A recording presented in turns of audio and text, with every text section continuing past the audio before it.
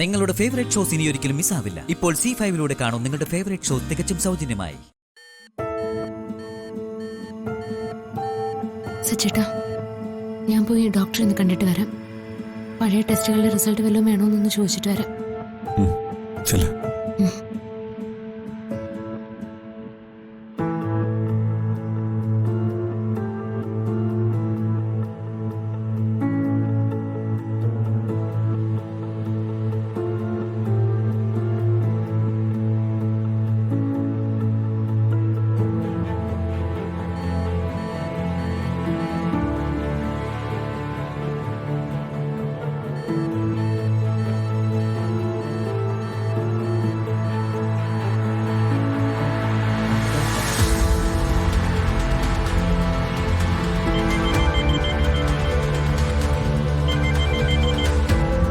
Hello. ആ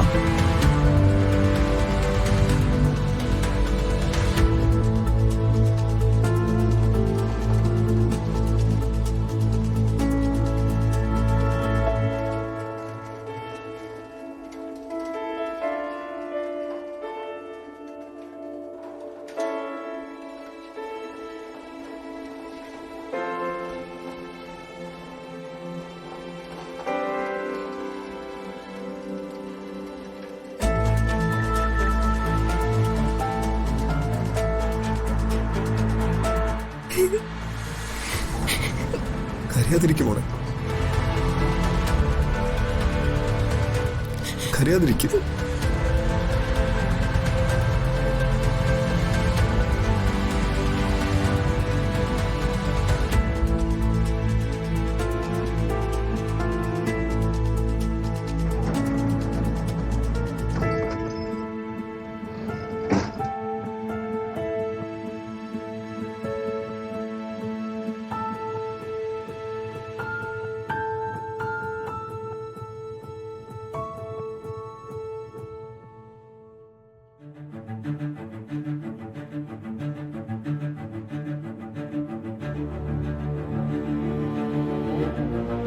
doctor എന്ത് പറഞ്ഞു? അങ്ങേരെ മുകളിലേക്ക് കെട്ടിയെടുക്കാൻ വല്ല സാധ്യതയുണ്ടോ? നീ ഇത്രയ്ക്കൊന്നും ഞെട്ടണ്ട. ജനിച്ചാൽ ഒരു ദിവസം മരിക്കണം. അതിപ്പോ നീ ആയാലും ഞാനായാലും. പിന്നെ നെല്ലിശ്ശേരി സേതുമാധവനോട് കാലിന് പ്രത്യേകം താല്പര്യം ഉണ്ടാവാൻ ഒരു സാധ്യതയില്ല. എടുത്തി ഇങ്ങനെയൊക്കെ പറയുന്നത് ചിന്തിക്കുന്നത് തന്നെ പാവോ. പയ്യാതെ കിടക്കുന്ന മനുഷ്യനെ കുറിച്ച് ഇങ്ങനെയൊക്കെ പറയാൻ എങ്ങനെയാ തോന്നുന്നേ? നീ ഇതൊക്കെ എന്നോട് പറയുമ്പോഴും നീ ഏറ്റവും കൂടുതൽ ആഗ്രഹിക്കുന്നത് സേതുമാധവന്റെ മരണമാണെന്ന് എനിക്ക് നന്നായിട്ട് അറിയാം. അയാള് തട്ടിപ്പോയാ സന്ദീപിന്റെ നിന്റെ അനിയത്തിയുടെയും വിവാഹത്തിന് തടസ്സങ്ങളൊന്നും ഉണ്ടാവില്ലെന്ന് നിനക്ക് നല്ല ധാരണയുണ്ട്. ആവശ്യമില്ലാത്തൊന്നും പറയല്ലേ എടുത്തേ. ഞാൻ അങ്ങനെയൊന്നും മനസ്സിൽ പോലും കരുതിയിട്ടില്ല. ഇനിയിപ്പൊ കരുതിയാലും കുഴപ്പമൊന്നുമില്ല. അയാള് തട്ടിപ്പോയാ സേതുമാധവന് പകരം ദയാനന്ദ മാഷ്, അത്രേ ഉള്ളൂ. മൂത്ത മകൾ നെല്ലിശ്ശേരിയിലെ മരുമകളായി വാഴുന്നു എന്ന തെറ്റിദ്ധാരണ ഞാനങ്ങ് മാറ്റിക്കൊടുക്കും. നീയും സച്ചിയും പിരിയാൻ പോകുന്നു കേൾക്കുമ്പോ തന്നെ അവിടെയുള്ളവരുടെ എല്ലാം പകുതി ജീവനങ്ങ് പോവും.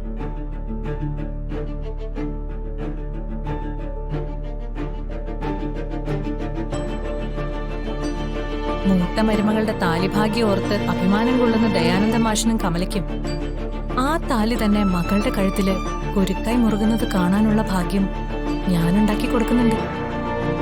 ചത്തതിലൊക്കുമേ ജീവിച്ചിരിക്കലും എന്ന അവസ്ഥയില് വൃന്ദാവനം വീട് കണ്ണീരിൽ മുങ്ങി നിൽക്കുന്നത് ഞാൻ നിനക്ക് കാണിച്ചുതരാം.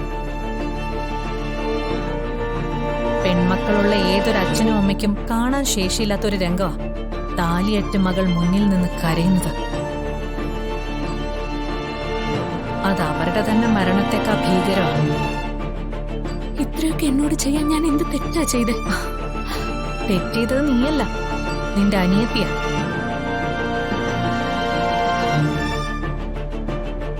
എന്റെ അനിയത്തി ഇരിക്കേണ്ട സ്ഥലത്ത് അവള് കയറിയിരിക്കാൻ ശ്രമിച്ചു. അവളുടെ ആ ശ്രമത്തിന് നീ മൗനാനുവാദം കൊടുത്തു. അറിയാലോ,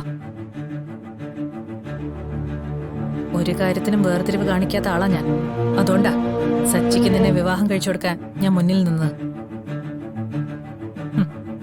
പാവമല്ലേ, എവിടേലും ഒരു മൂലയ്ക്ക് കഴിഞ്ഞു കൂടിക്കോളെന്ന് കരുതിയപ്പോ കൊത്തി കൊത്തി മുറത്തിലായി.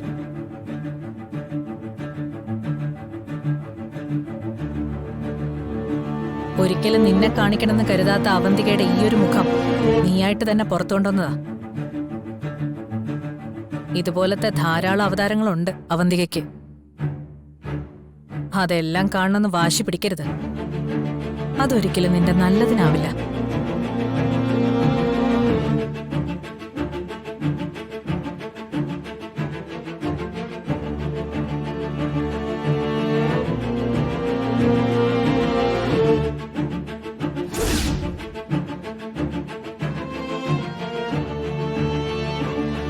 ഒരു തീരുമാനം എടുക്കാൻ പറ്റാതെ നെഞ്ചുരുകി നിന്നിട്ടുണ്ട് ഞാൻ. പക്ഷേ സാങ്കല്പികമായി ഞാൻ കെട്ടിപ്പൊക്കിയ സ്വപ്നത്തിന് രക്തബന്ധത്തിന്റെ താഴെയാണ് സ്ഥാനമെന്ന് മനസ്സിലാക്കിയപ്പോഴാണ് ഒരു തീരുമാനത്തിൽ ഞാൻ എത്തിയത്.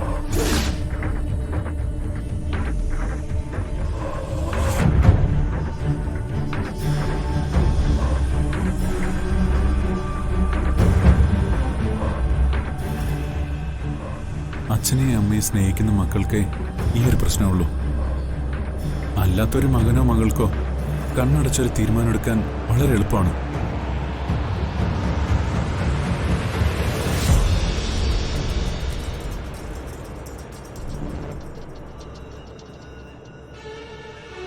നിഷ്പ്രയാസം നമുക്ക് തീരുമാനിക്കാം.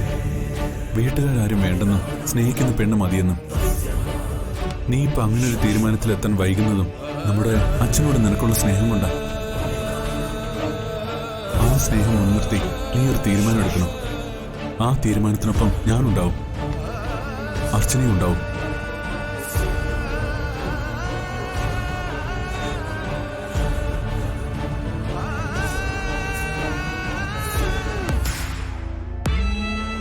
ഇവിടെ ഉണ്ടായിരുന്ന പേഷ്യന്റ് എവിടെ? അറിയില്ല മാഡം, ഞാനിപ്പോ ഇവിടെ അങ്ങോട്ട് പോയതേ ഉള്ളൂ. അയാൾ ഇവിടെ ഇല്ല. താനിത് എവിടെ പോയി കിടക്കുമായിരുന്നു? ഒബ്സർവേഷനിലുള്ള പേഷ്യന്റിന്റെ അടുത്ത് ആരും ഇല്ലാതെ എവിടെ വെച്ചാ പോയി കണ്ടുപിടിക്കും. ശരി മാഡം.